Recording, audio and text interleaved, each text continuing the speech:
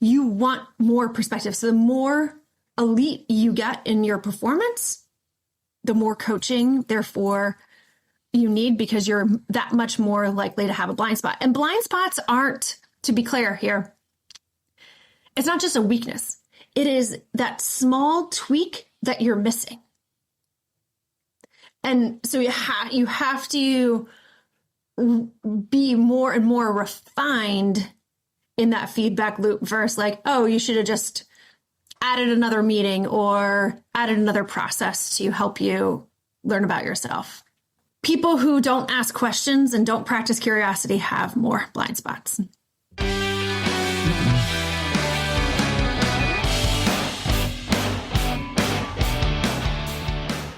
Welcome to the Inner Game of Change, where we explore the thinking that shapes how change really happens. Today's conversation sits at the heart of something that we do not talk about enough when it comes to change. We talk about strategy, we talk about tools, and we talk about capability and execution. But very rarely do we stop and ask a simpler question.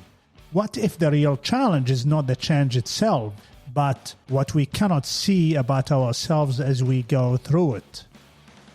In this episode, I sit down with Jill Macauley. Jill is a COO at Behavioral Essentials, and her work focuses on one thing that sits beneath performance, culture, and leadership: self-awareness. She has spent years working alongside leaders and teams, helping them see themselves more clearly, especially in environments that look successful on the outside but feel very different on the inside. In this conversation, we explore the idea of blind spots in the workplace, not as abstract concepts, but as real forces that shape how leaders show up, how teams operate, and ultimately how change either moves forward or quietly stalls. We talk about the hidden cost of leadership without self-awareness, why capable leaders unintentionally create friction, and how the strengths that got us here can sometimes be the very things that get in the way. There's a simple but powerful idea that runs through this conversation. You cannot change what you cannot see. And the moment you start seeing yourself more clearly, everything else begins to shift. I am grateful to have Jill chatting with me today. Well, Jill, thank you so much for joining me in the Inner Game of Change podcast. I am very grateful for your time today. Thank you, Ali. It's a pleasure to be here. I'm honored to have this conversation. I really want to start from a simpler place. What has been grabbing your attention nowadays when you work with your clients? Very much focused in how their own awareness of themselves is playing out in the business impacts. And so that concept of self-awareness and really the flip of it, lack thereof, in then the downstream impact of how that is then creating pain, suffering, redundancies, inefficiencies. And I'll make it more real, as I do not have a title CEO. I have never owned a company. I have never run a company at the highest levels. I have had a 2-decade plus career of being in the middle of management. Yes, I am an executive leader now, but there's still bosses and layers above me. And in that journey, I have learned a lot, and it's mostly in what I don't want to do when I am sitting in those people's seats. And to me, it's always been shocking. It's like, how do they not see what they're doing right now? And now we have to have a meeting about a meeting to work around our boss, and instead of just getting the job done. And it all comes down to awareness. And so, and the lack thereof. And then you start thinking, well, what do they see? And how does that turn into like building trust, building connection? Like what is their perception versus what my perception is versus my colleague's perception? And And that fundamental point that I bring forward is I really think awareness is the catalyst for all. It's a catalyst for you as an individual on your own journey of life. It's awareness of you amidst the team, whether that's the team of you and your spouse and your family unit, or it's you and the awareness of the team sitting around the round table in the boardroom. You and the team, perhaps not as an ultra marathoner, Hallie, if you're on a team, but if you were on an intramural soccer league, but then thinking about it at the organizational level. So then you have this collection of humans working together, supposedly to a destination or for a product, but they're not all, like, if we're all in it together and we're all piece of it and we can't see our own impact, our downstream impact in particular, like, are we really in it fully? And what are we in it together? And then there's just so much confusion, lack of understanding, and I'll go back to the word of suffering that comes out of that. What is self-awareness anyway in a simple format? And I'd like you also for somebody hearing this conversation, what would be something that they will do almost like a self-check, their level of awareness in the workplace and why that is important? Self-awareness, talking about a journey of philosophy. Mm-hmm. There, you can go really far and really deep as what is self. And there is many kind of high level journeys of understanding who you are and what you are.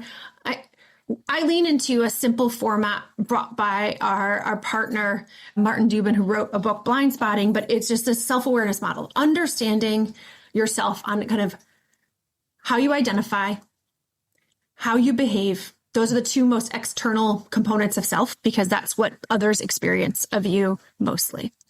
Then you have kind of awareness of your intellectual capacity, your emotions, and your personality. The more fixed, static pieces, there's an ability to impact, and then awareness of your motive. Why are you doing what you're doing?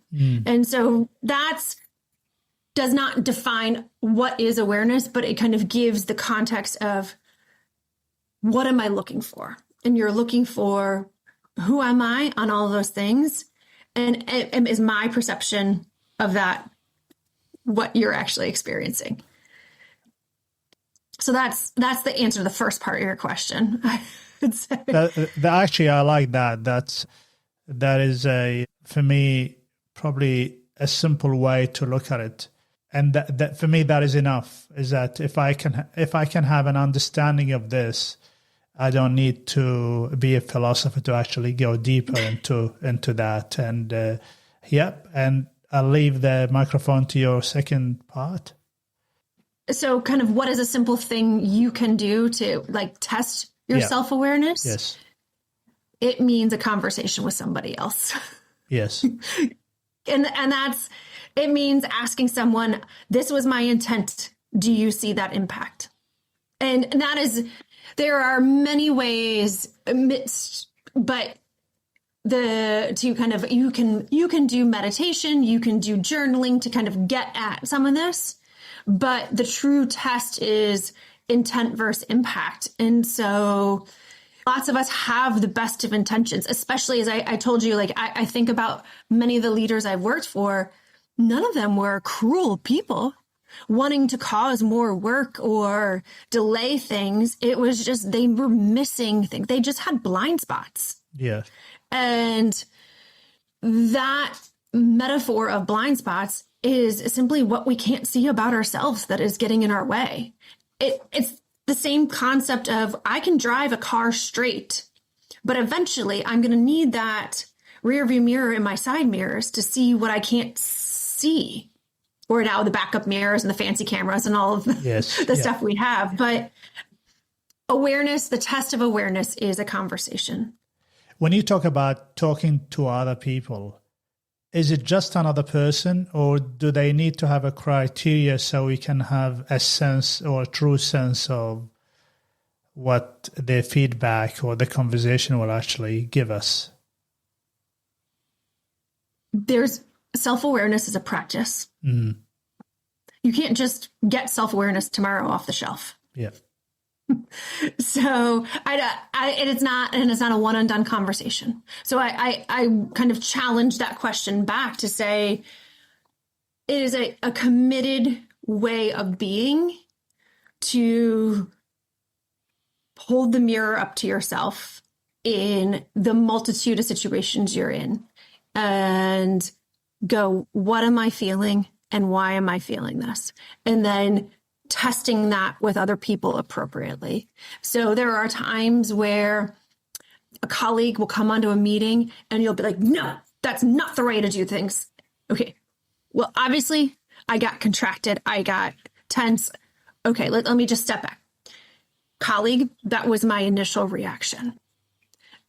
There was something to that I want to process with you, but now I realize I shut you down. So let's figure out how do we work. So that's a way where like one and two people can do that together. Yes.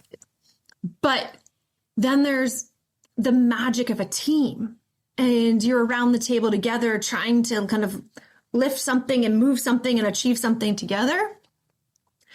The greater gift is a multitude of perspectives about you, starting with yourself, starting with those that work closest with you, and going out there. Like, yes, there are tools like a 360 assessment.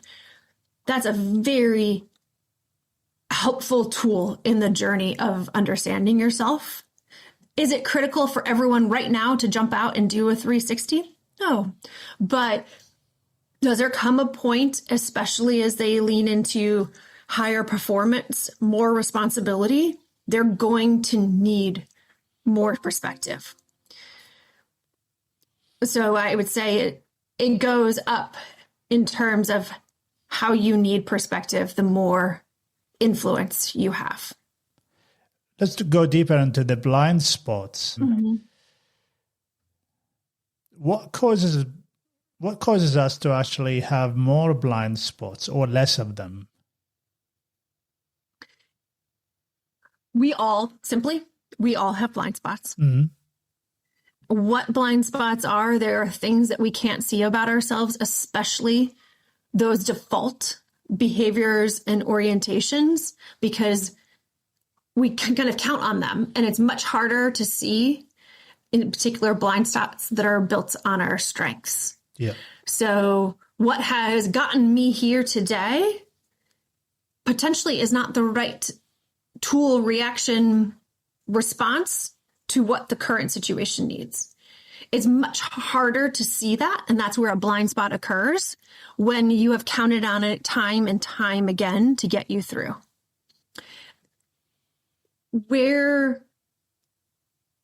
What people who have perhaps more blind spots than less are people who create organizational structures that don't allow two-way conversation.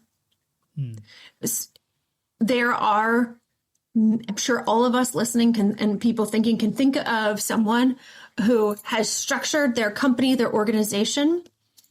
There's not really a way to tell the person at the helm at the top, you disagree with them. As I go to the point, the higher performing you are, the more perspectives you need. So a higher performing person at kind of the greater influence they have, if they have organized their company, their business in a way that there isn't two-way dialogue, there isn't feedback loops because they don't want it. It's uncomfortable. It's hard work. They're doing great. Their bottom line looks beautiful. They're going to end up having more blind spots in comparison to someone who, as a leader, really says, I did this. I want to reflect on it. How could I have done this better? What was I doing? So the practice of including awareness into your one-on-ones, your team meetings, your feedback loops, your retreat. So there are leaders that never would do a retreat with their team to talk about what they're doing together. They're going to be the ones that have blind spots. perspective for that is if you think of we have the Olympics coming up. An Olympic athlete has more than one trainer. They don't have just one coach helping them ski down the mountain or figure skate. I don't even know how many coaches there are for a figure skater, but I am guessing there is the choreographers, there's the costume teams, there's the music selecting teams, there are the jumping teams. You want more perspective. So the more elite you get in your performance, the more coaching, therefore, you need, because you're that much more likely to have a blind spot. And blind spots aren't, to be clear here, it's not just a weakness. It is that small tweak that you're missing. And so you have to be more and more refined in that feedback loop versus like, oh, you should have just added another meeting or added another process to help you learn about yourself. People who don't ask questions and don't practice curiosity have more blind spots.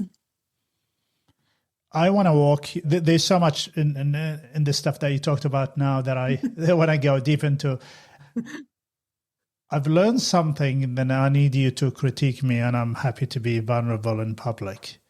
One of the techniques that I followed, and I feel like it's kind of working for me, I started visualizing me as another camera looking from the outside of a situation.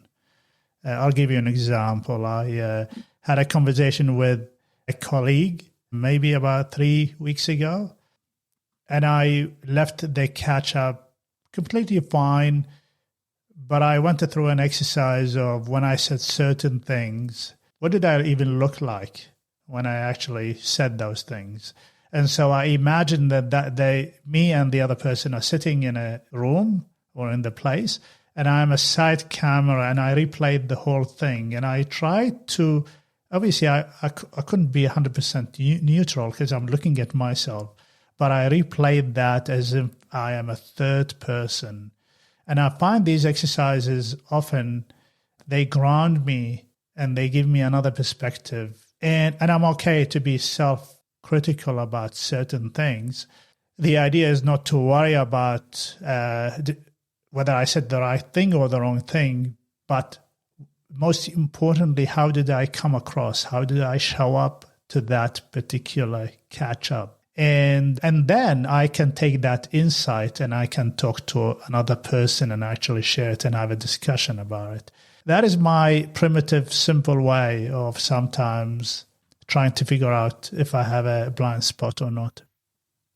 What a beautiful tool.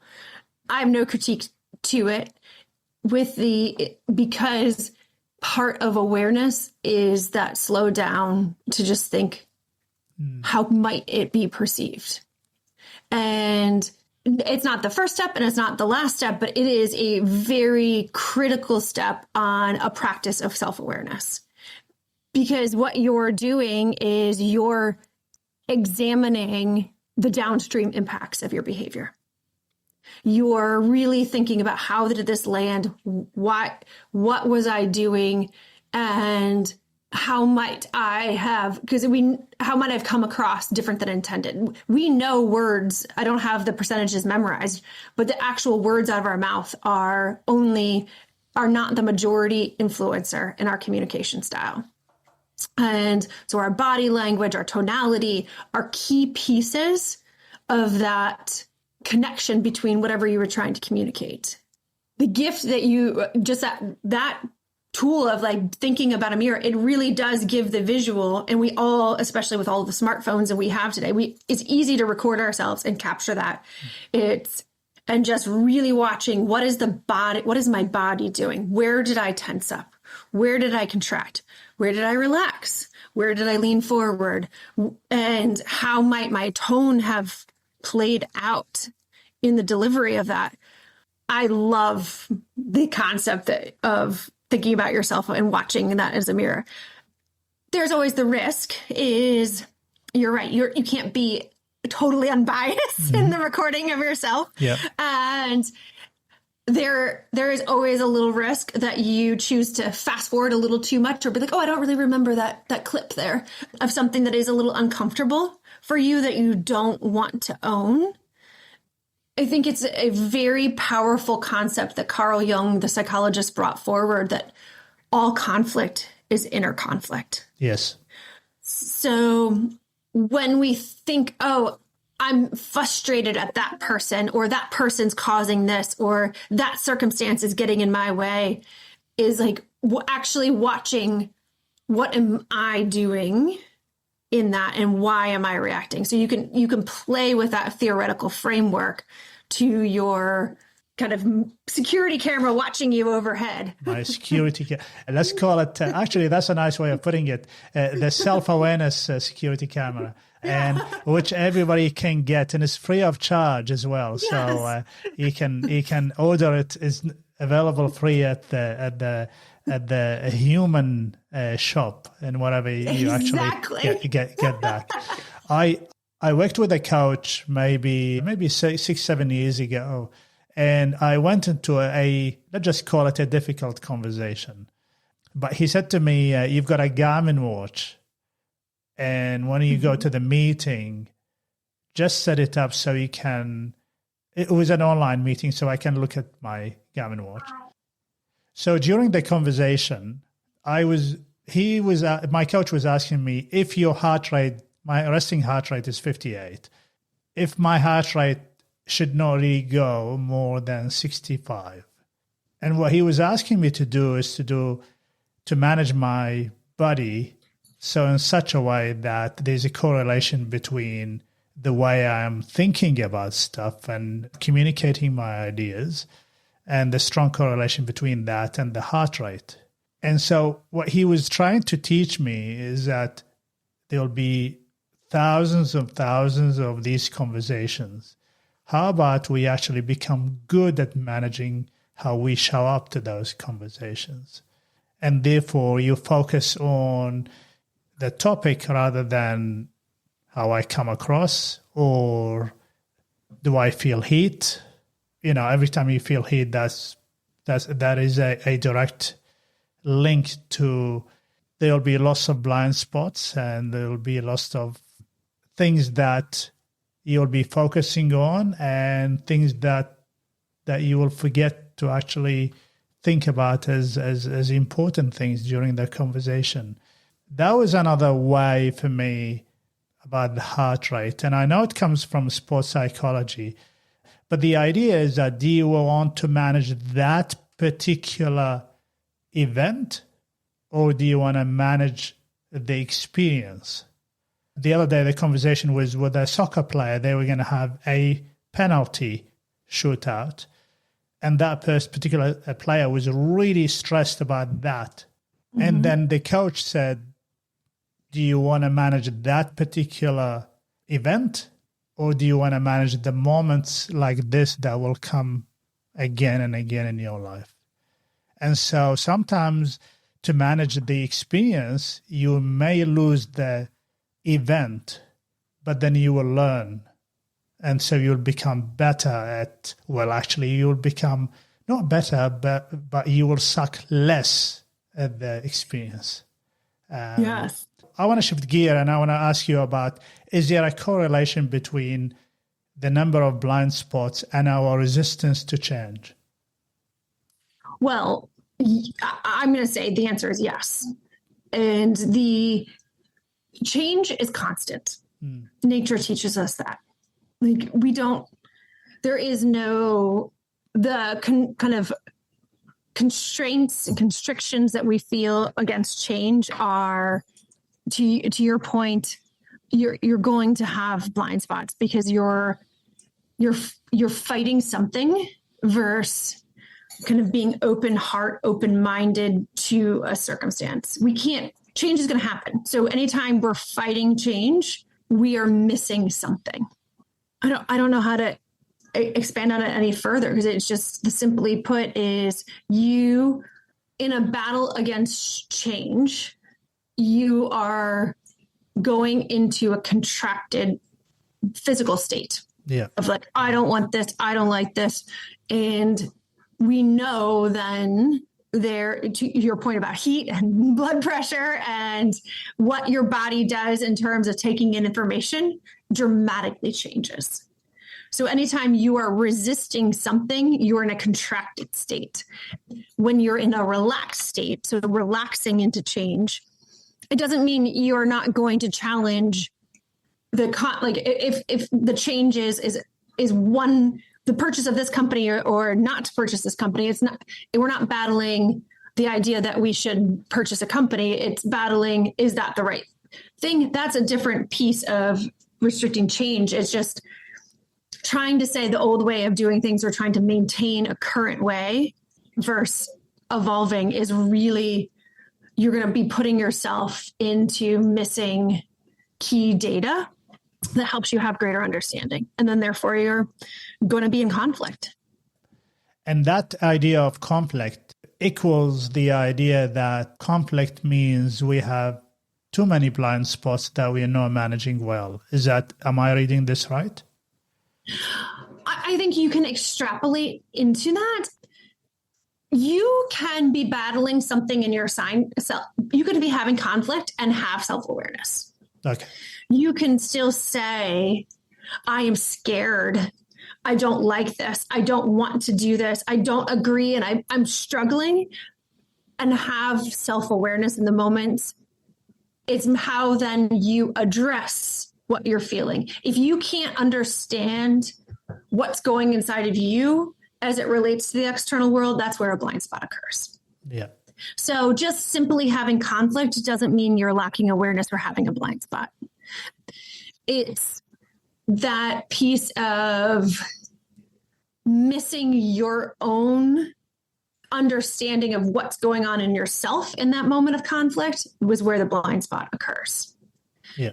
They are very, very self-aware people who really have a lot of ability to relax their body, maintain that heart rate, kind of do the things that keep us in a state of curiosity and open-mindedness and really exploratory, and still lose their cool once in a while and still it's how fast do they get it back? How do they own that? So I want to distinct it's blind spotting is when you're missing something about yourself. Okay. And you're not tuned into it. We still are going to miss things about ourselves. It doesn't make you a bad person or a weak person. It's just the amount of blind spots you have at time can accelerate if you are in environments that aren't challenging to look at your own self in this component. What are some of the questions that we can ask ourselves one-on-one with ourselves that can unearth some blind spots or can actually sharpen our self-awareness? We know our strengths well. So most of us, especially in the era of lean into your strengths culture, for the most part, we know what we show up with and those gifts. And a key exercise for thinking about those traits and those behaviors that are behind those adjectives that we describe ourselves is putting the modifier in front of TOO. So I'm an energetic person. I use my energy to my advantage all of the time. It has been ability to get a million things done. I can rev up a room and move things with my energy. I know how to play with that. But what happens when I'm too energetic? And that's an exercise that you can reflect on yourself. Write the top 3 adjectives that you use to describe yourself. Now put the modifier to in front of all of them. When's the last time you were too fill in the blank? What happened? Were you aware of it? How do you know you were too? What would people be saying about you? And really to go back to our self-awareness security camera, replay that in your head of what did it look like when I was too energetic, too passionate, too hardworking? What is the downstream impact of that? That's a really great journal, reflective, even you can do it on a daily basis. Today, the 3 adjectives to describe myself were Were there any time that I over-indexed any of those traits or behaviors? And what happened? How can I dial that up or dial it back depending on what is needed tomorrow? I want to give you a scenario. Recently, I've been thinking about when there's a change in the workplace, do we want to cope with the change? Or isn't it better to grow through the change? What is the difference between somebody trying to cope with it and somebody thinking this is an opportunity and I'm going to go through it? It's not going to be comfortable, but I will grow through it. Is there a correlation between somebody who's coping with it, they're not allowing themselves to see their blind spots, or they do not have a high level of self-awareness? Or am I coming at this from the wrong angle? Well, it's an interesting question. Like the way you position cope almost means resistant to change, just trying to survive it, versus, so like it implies that there's like, I'm just going to be here and change is going to happen around me. Like that's almost how you use the word cope. Yes. Whereas there are a lot of healthy coping mechanisms that help you. So I want to just distinguish that. Like yes. Cope's not coping isn't a bad thing, but coping in the sense of like, I'm just going to survive it and we're just going to see the other side. I'm not going to get in the way of it, but I'm not going to do anything about it. Like playing that persona. You are right. That I'm going to do the minimum engagement with it yes. and go through it. Whereas another mindset that says, I am going to make the most of it.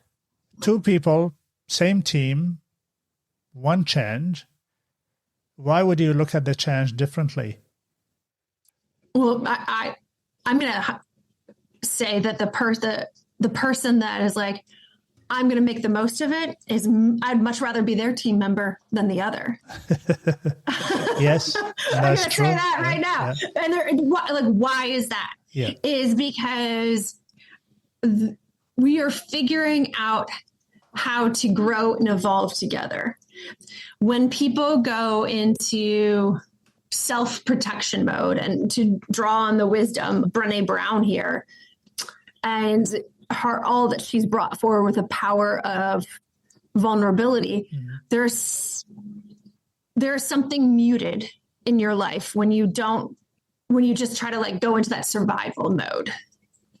And again, there's a time and place based on like Maslow's hierarchy of needs. If you're at risk of not having enough food to eat, shelter, water, like go into survival mode, right? Like that's a different time and place than if we're talking about where like, you're in a first world, upper middle class type lifestyle, and like there's nothing at stake there. I think where you're going with this is the person that goes into that survival mode and is just like coping through the change is ultimately not doing the work of understanding what they're battling and what they're afraid of. And therefore, they are ultimately stifling their ability to have joy and fullness. And again, leaning on the concepts that Brené Brown has brought forward. So by trying to be in this like self-protection mode and putting on armor, and they probably can't even see it, which is part of the suffering, and it's a suffering that like perpetuates beyond them. They might not even see this about themselves, and therefore it is about exploring with that person. What are you fighting? Why are you fighting it? And getting curious with them, because they are probably not in a stage that they can see it on their own. Yeah. And there's times where then the downstream impact of that person that's in survival mode is pretty toxic to those around them. And you as a leader, if that's the person reporting up to you, have the hard work of trying to take that person on a journey with you, and or making a decision of if they're not willing to do the work, they're not going to help you. They're going to promote. They're not actually going to be a wholesome contributor to your organization. Which part of the team or management that you come across, they have more blind spots than others? In my head, I'm thinking there's always going to be the higher level of leadership in an organization. There's always going to be middle management who are really into the messy middle. And there's the junior leaders. And there's obviously the troops, the staff. Have you seen any pattern emerging amongst these groups? There is various moments of blind spots and kind of not wanting to look at yourself in the mirror across all industries, across all levels of management. One of the areas when times are really, really good and growth is happening and making money, moving fast, that's when it's like, why do I need to slow down and do this work? Because it feels slow, feels like unnecessary. It's like we're doing everything, we're winning. And so when someone has a lot of success, I do think there is a correlation between like lifespan development. There's all sorts of variables, but like let's just say you found your spouse, you started your family, you're doing all those things. You have, you're moving up the ladder in your career, like getting things, you're checking the boxes, you're doing the things, it feels good. And you're just like, I will be happy when this is over, but like not really enjoying it and not taking the time to kind of understand why are you doing what you're doing. And you're just applying for the next level, getting the next job because you're a great performer. You're just performing. And all of a sudden you wake up, your kids are probably towards college age, maybe out of college, and you're exhausted. And you're like, where did those 10 last years go? Those last 15 years? Like, what am I doing this? Why am I doing this? Yeah. There is a correlation for us as a firm in that kind of midlife moment of you're starting to hit with your own mortality. You're feeling a little older, it's a little creakier to get out of bed. That's typically when we have people more interested, but it's in those years of fast growth where you're just muscling through. And that could be at a junior to a mid-level leader, or it could be a person that is made it all the way up to executive leadership. But it's in when a person or organization, you can see it in a lot of the organizations in which these leaders run, are just grinding. And they're successful based on dollars and cents. Yeah. There's a lot of blind spots pervasive in those organizations most of the time. Because they're the ones that skip executive retreats. They're like, we're not in pain. We don't need to do that work. We don't need to reflect. We're great. And I know your listeners didn't hear our pre-conversation, but it's on that journey related to, I know everything, I'm doing everything, I'm winning. And the second you kind of go, I'm doing everything, I'm winning, I'm great, you're really Swiss cheese full of blind spots. Yeah. And just to clarify, when you talk about retreat, because it may sound a little bit elitist to some people, retreat in this is how I understand it, is a time to reflect. It's a time off to reflect. So it doesn't matter if you're going to go to the beach and sit in there or a cafe but a time off work. And it's going to be... Yeah, I just want to clarify to that point. It's very much taking a team out of the day-to-day business. Or take yourself, Or taking yourself. Yeah. It's just... getting yourself out of the day-to-day business for a moment. And it doesn't have to be, it doesn't actually even need to be posh. It can be very simple as sitting at a picnic table in a park. Yes. And I want to go back to blind spots. There's a level of seasonality in here. In peacetime, we probably see less blind spots. And usually there's less conflict. For example, during COVID, many organizations start to shrink and focus on cost cutting, and so stress level was really high. And so, do I really need to care about figuring out my blind spots, or I'm just going to focus on the status quo and actually manage the day to day. So I think the message is that if the business is doing well, that's your signal that if you're not paying attention to the blind spots, then when the tough times come, you're not going to have a lot of ammunition to manage the tough times without making irrational decisions. Yeah. Am I reading this right? No, I 100%, because there's parts of us that we don't want to see. Yes. I don't like sitting with the unintended consequences of my actions. Yes. Hearing that I did something that, stifled someone else or caused more work for someone else or shut someone down or whatever that impact is. Like, none of us like that. None of us like that work. But to your earlier point, growth is where the magic happens. And so in good times, finding accountability, so using your organization's annual cycle and or outsourced resources like a coach, a therapist, a mentor, a spouse, whatever that looks like, to go on that journey of understanding of who you are looks like. So it's very important when times are good to be examining who you are and why you are, so that when tough times come, you can understand, why am I reacting this way? And you have the data faster. You have the data faster. I am aware of time, and I'm thoroughly enjoying this conversation, Jill. I want to ask you a couple of questions just to wrap up this episode. The way I'm looking at it is that if we really help the team or an individual manage their blind spots, we indirectly creating this psychological safety in the workplace. And therefore, when a change happens in the workplace, there's more likelihood that people will be open to explore that change. Am I being naive to read it that way?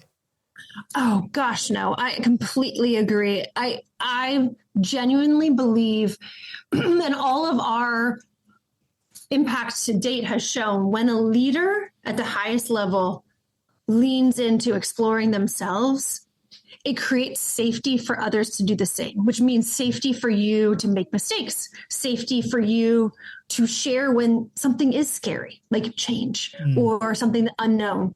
When there is pain or suffering, you have the safety to say those things. And so then therefore, if all of that is safe to bring to the table, there's so much agency and dignity amongst the colleagues and the team doing the things together, whatever those things are together, that's where the magic, the flow, the output comes, because you're not wasting resources, meaning I only have a finite amount of time and energy. Yes. You only have finite time and energy.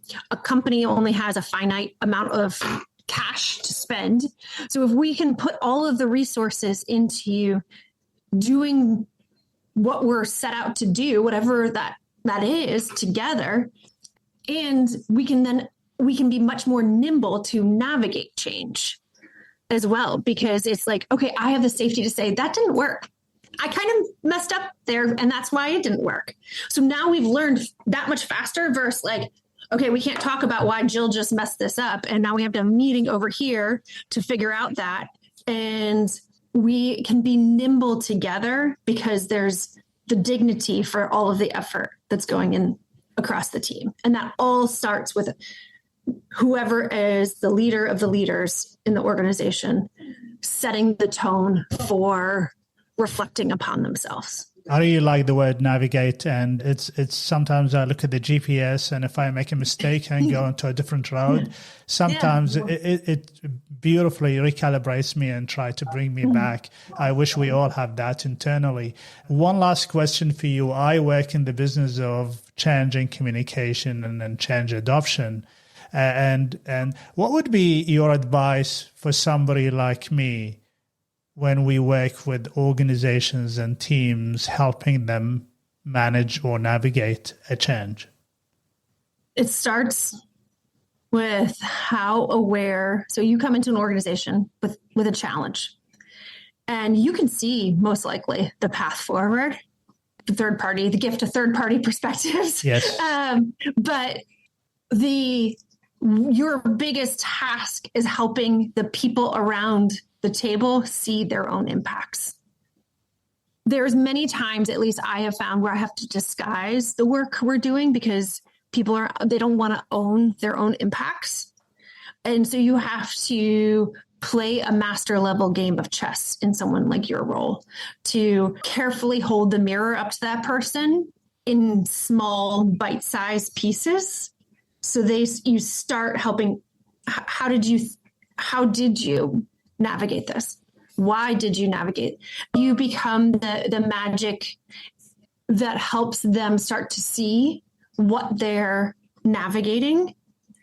And there's ways to do that faster, but in terms of using tools and assessments and other coaches. But if there's that's pretty much the challenge you have, is if you come into an organization that's navigating change and then the people aren't clearly seeing themselves in an accurate perspective. Yeah.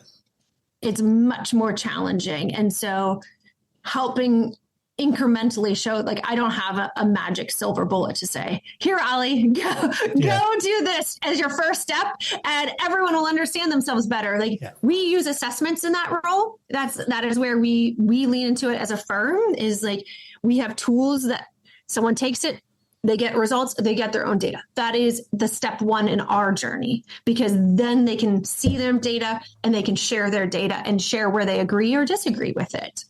So then we can actually do the work of org dev, change management, strategic planning, whatever that is for the business itself.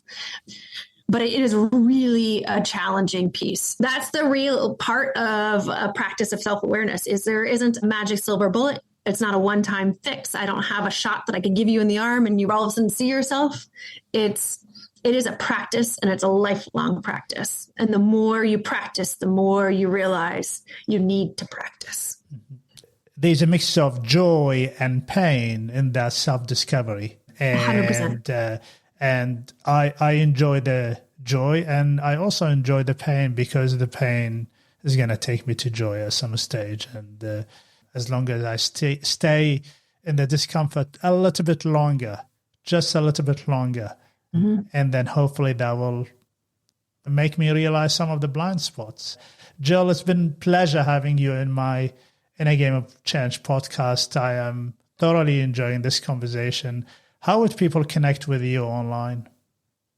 I encourage them to go to blindspotting.com, and I will follow up with you, Ali, and we give them a promo code to experience our blind spotting assessment and learn more about what we do. Absolutely. And we're going to put all the information about you and your business in the podcast. I'm really happy that we're having this conversation. I hope I can get you back at some stage in the future and we explore the emerging world of AI and the impact on people. And maybe AI can help us uncover more blind spots, but I'll leave that to the next conversation. Until next time, Jill. Ali. Yeah. Yes, thank you. Until next time, stay well and stay safe. Thank you. Thank you for joining me on the Inner Game of Change.